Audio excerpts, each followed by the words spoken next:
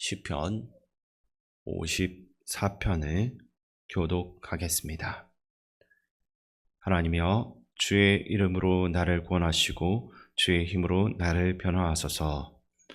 하나님이여, 내 기도를 들으시며 내 입의 말에 귀를 기울이소서. 낯선 자들이 일어나 나를 치고 포악한 자들이 나의 생명을 수색하며 하나님을 자기 앞에 두지 아니하였음이니이다. 하나님은 나를 돕는 이시며 주께서는 내 생명을 붙들어 주시는 이시니이다. 주께서는 내 원수에게 악으로 갚으시리니 주의 성실하심으로 그들을 멸하소서. 내가 낙한 죄로 주께 제사하리이다. 여호와여, 주의 이름에 감사하오리니 주의 이름이 선하심이니이다. 참으로 주께서는 모든 환난에서 나를 건지시고 내 원수가 보응받는 것을 내 눈이 똑똑히 보게 하셨나이다. 아멘. 오늘 읽은 시의 배경은 사무엘상 23장과 연결됩니다. 당시 다윗은 사울 왕에게 쫓기는 도망자의 신세였습니다. 하나님께 기름 부음을 받아 왕으로 세움받았지만 현실은 화려한 왕궁이 아니라 강야였습니다. 다윗은 아무런 잘못도 하지 않았지만 사울은 자신의 그 왕권을 지키기 위해 다윗을 죽이려고 했습니다.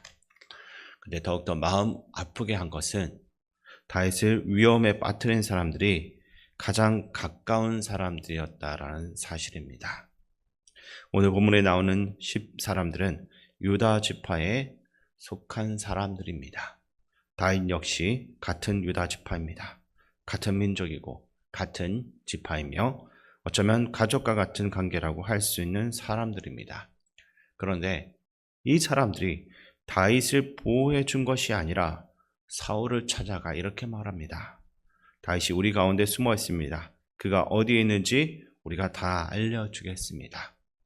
가장 힘든 순간은 낯선 사람이, 잘 모르는 사람이 나를 공격할 때가 아닙니다.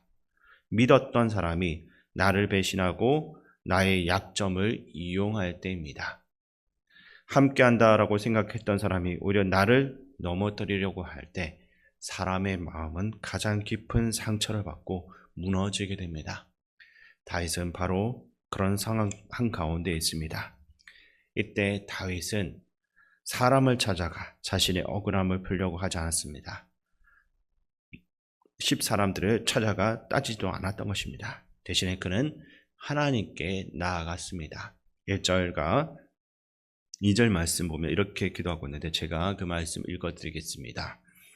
하나님이여, 주의 이름으로 나를 구원하시고 주의 힘으로 나를 변호하소서. 하나님이여, 내 기도를 들으시며 내 입의 말에 귀를 기울이소서. 아멘. 다윗은 자신의 상황을 가장 정확하게 아시는 분이 하나님이라는 사실을 믿고 있었습니다.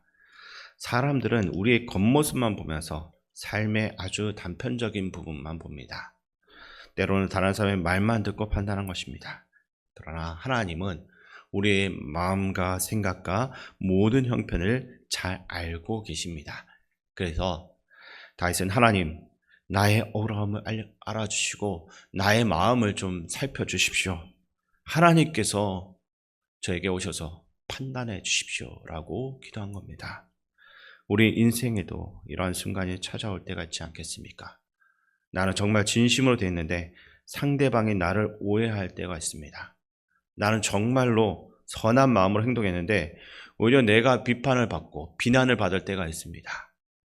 나는 정말 그 사람을 믿고 마음을 나누었다라고 생각했는데 그 이야기가 나를 공격하는 도구가 될 때가 있습니다. 그때 우리는 어떻게 행동해야 되겠습니까? 사람에게 모든 답을 얻으려고 하면 마음이 더 힘들어집니다. 해결되지 않는 겁니다. 사람의 판단은 변하고 사람의 마음은 흔들리지만 하나님은 변하지 않습니다. 하나님은 우리의 억울함을 다 아시고 눈물을 보시며 우리의 기도를 들어주시는 분입니다. 그러므로 믿음의 사람은 억울한 순간에도 힘들지만 하나님 앞으로 나아가는 사람입니다. 다윗은 하나님께 나를 판단해 주십시오라고 기도했습니다. 그러나 이 기도는 누구나 쉽게 드릴 수 있는 기도가 아닙니다. 이것은 자신의 삶 전체를 하나님의 공의로운 판단 앞에 내어 맡기는 기도이기 때문입니다. 다윗이 이런 기도를 드릴 수 있었던 것은 하나님 앞에서 자신의 삶이 부끄럽지 않다라는 확신이 있었기 때문입니다. 물론 자신이 완전하다, 완벽하다라고 생각한 것은 아닙니다. 그는 하나님 앞에서 정직하게 살기를 힘썼고 자신의 유익을 위해 다른 사람을 무너뜨리지 않았습니다. 또한 자신의 목적을 이루기 위해 다른 사람의 약점을 이용하지도 않았습니다. 그래서 그는 하나님께 말합니다. 하나님, 제가 아니라 하나님께서 직접 판단해 주십시오. 성경은 이것을 코람데오의 삶이라고 표현하고 있습니다. 코람데오라는 말은 하나님 앞에서라는 뜻입니다. 하나님께서 나의 모든 것을 보시며 나의 말뿐 아니라 마음까지 알고 계신다는 믿음입니다. 우리가 억울함을 하나님께 맡기기 위해서는 먼저 우리의 삶이 하나님 앞에서 정직해야 됩니다. 물론 세상 가운데는 정말 억울한 일들이 참 많이 있습니다. 내가 잘못하지 않았는데 어려움을 당할 수도 있습니다. 그러나 동시에 우리는 자신을 돌아볼 수 있어야 됩니다. 혹시 나도 누군가를 힘들게 한 적은 없는지, 혹시 나도 나의 이익을 위해서 다른 사람을 쉽게 판단한 적은 없는지, 혹시 나도 다른 사람들의 약점을 이야기하면서 나를 높이려고 한 것은 없었는지 돌아볼 수 있어야 됩니다. 다윗은 사람들처럼 행동하지 않았습니다. 그 사람들은 자신의 안전과 이익을 위해 다윗을 넘겨주는 선택을 했습니다. 도액 역시 자신의 출세를 위해서 제사장 아히멜렉과 수많은 죄 없는 사람들을 죽이는데 동참했습니다. 그러나 다윗은 달랐습니다.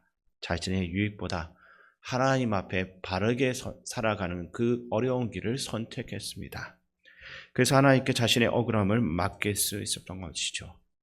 본문의 마지막 부분에서 다윗의 기도가 놀랍게 변화되는 것을 볼 수 있는데, 처음에는 그저 하나님 나를 구원해 주십시오, 나를 판단해 주십시오, 나를 도와주십시오 라고 외쳤다면 마지막에는 이렇게 고백합니다.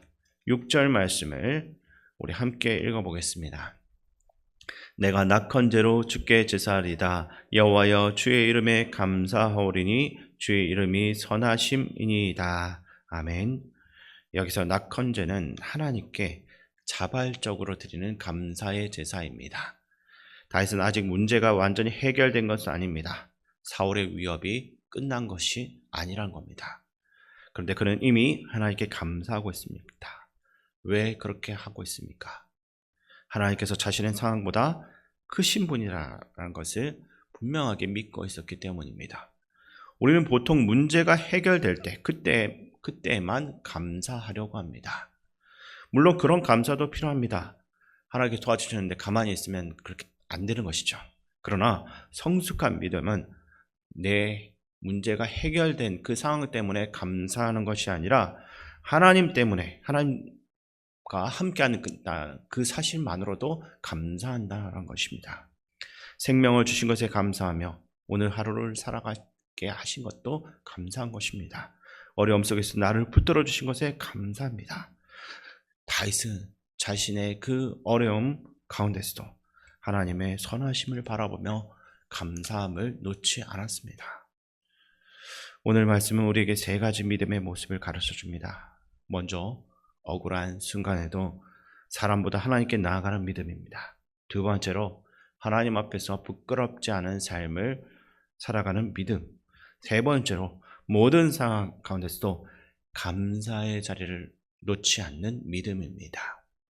우리의 삶에도 때때로 사람들과 같은 사람들이 분명히 나타납니다. 정말 믿었던 사람이 실망을 줄 수도 있습니다. 우리의 마음을 정말 아프게 찢어버릴 수도 있습니다. 그러나 그때 한번 기억하시기 바랍니다. 공의로운 재판장 되시는 하나님은 우리의 모든 상황을 다 알고 계십니다. 그리고 그 하나님은 우리의 기도를 들어주시는 분입니다.